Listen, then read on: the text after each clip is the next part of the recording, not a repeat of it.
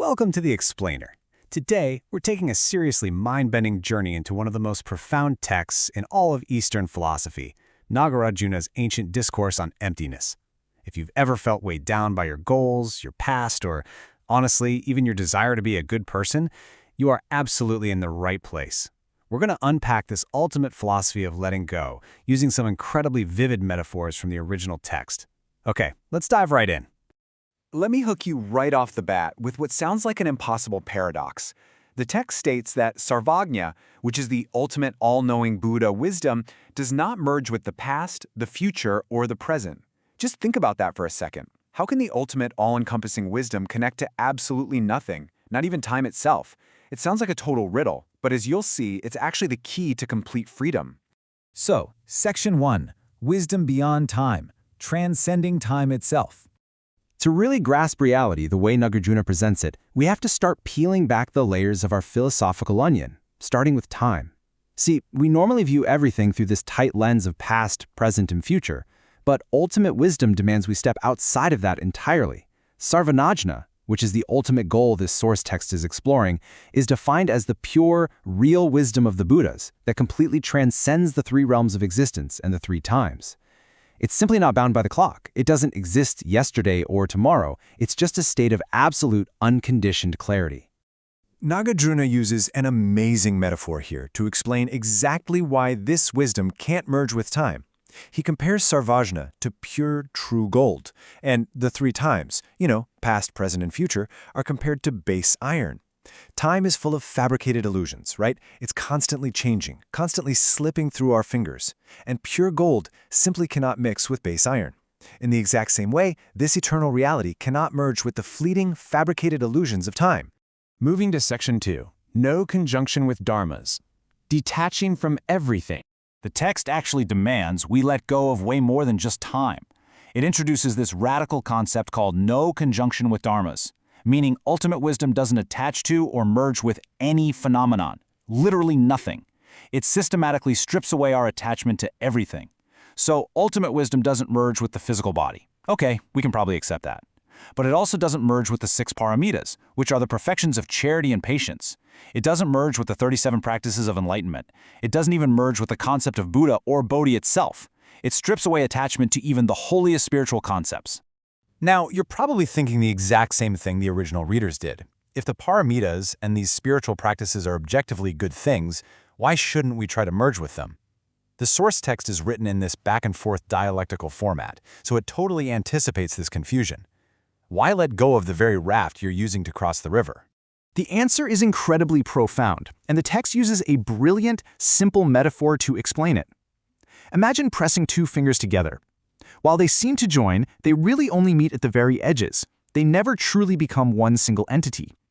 Because all things are fundamentally empty of an intrinsic, permanent nature, which is the core concept of emptiness, they can never truly combine or merge. Seeking to permanently merge with anything, even a perfectly holy practice, is chasing an illusion.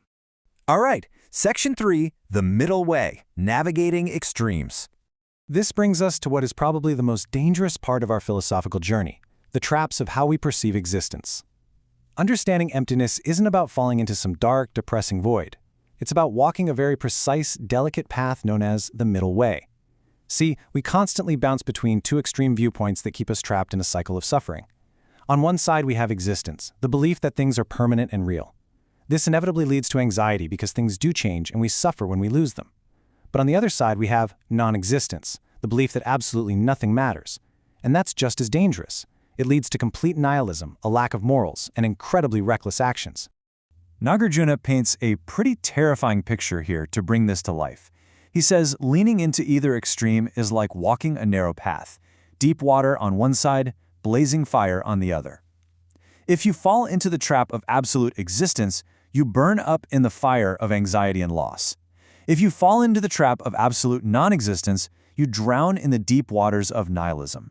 So how do we survive this? The middle way safely navigates this incredibly narrow path, and it does so by realizing that all phenomena arise from causes and conditions without a fixed, permanent core. Things exist conditionally, sure, but not absolutely. By holding this specific view, ultimate wisdom, Sarvajna, walks safely between the blazing fire and the drowning waters. It engages with the world without desperately clinging to it, but also without coldly dismissing it. On to Section 4, non-attachment to powers, or, really, the danger of success. Let's peel back one final layer before we hit the absolute core of this explainer, the really alluring trap of spiritual and supernatural achievements. Because even on a spiritual path, there are massive pitfalls waiting for you. Channeling the text's questioner energy for a second, in Buddhist lore, advanced meditation can actually lead to supernatural powers, like the heavenly eye, or knowing the thoughts of others. If these abilities can genuinely be used to help people, shouldn't a practitioner desire them? Why does the text warn us so strongly against this? The logical progression of this trap is fascinating to watch unfold. It shows exactly how the jaws snap shut. You start out fine, seeking and attaining these amazing abilities. But without the ultimate wisdom of emptiness anchoring you, your ego sneaks in. You begin to look down on others who lack these powers. That breeds a really high level of arrogance.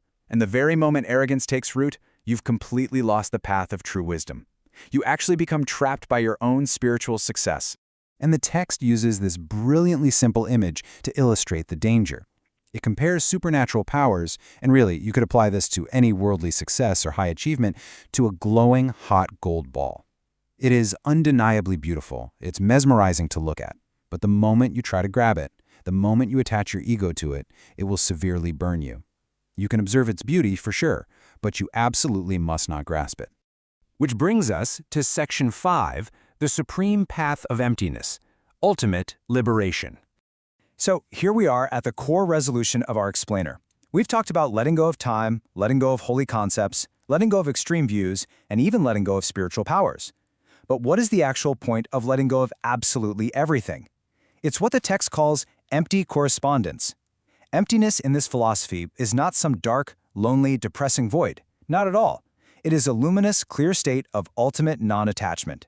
And paradoxically, it's this exact state of empty clarity that naturally gives birth to boundless protection and great compassion for all living things. Let's look at another really striking metaphor from the source to make this concrete. Compare a solid iron vessel against an empty iron vessel. If your mind is solid, weighed down by your ego, heavy with attachments, holding so tightly to past regrets and future anxieties, you're basically a rock. You will sink straight to the bottom in the heavy waters of life's karma. But if your mind is an empty iron vessel, empty of all these attachments, you literally float effortlessly. You are navigating the exact same waters as everyone else, but you don't drown. And the results of living in this empty, floating state? The text describes them as practically miraculous. It claims that when you attach to nothing, your internal demons literally cannot find a vulnerability. It's like pouring poison on perfectly flawless skin. It just can't get in. You find yourself supported by this natural alignment of the universe. Even worldly matters start to naturally succeed because you aren't trying to force them anymore. But most importantly out of all of this, it generates a profound, great compassion. This quote right here just hits the nail on the head and drives home the climactic realization of Nagarjuna's philosophy. Emptiness is what actually creates great compassion. Why? Because when your mind isn't totally filled up with your own ego, your own biases, and your own desperate clinging to specific outcomes, your heart just naturally opens. It's only by clinging to absolutely nothing that you can truly care for everything and everyone without judgment and without burning yourself out. So as we wrap up this explainer on Nagarjuna's profound wisdom, I want to leave you with a final provocative thought to chew on, based on everything we've just uncovered. If ultimate wisdom, absolute safety, and boundless compassion all come from seeking and clinging to absolutely nothing, what heavy iron are you holding on to today? Think about that empty iron vessel effortlessly floating in the water. What attachments can you empty out right now to stop sinking and start floating? Thanks for exploring this fascinating philosophy with me today. Keep asking questions and keep seeking clarity.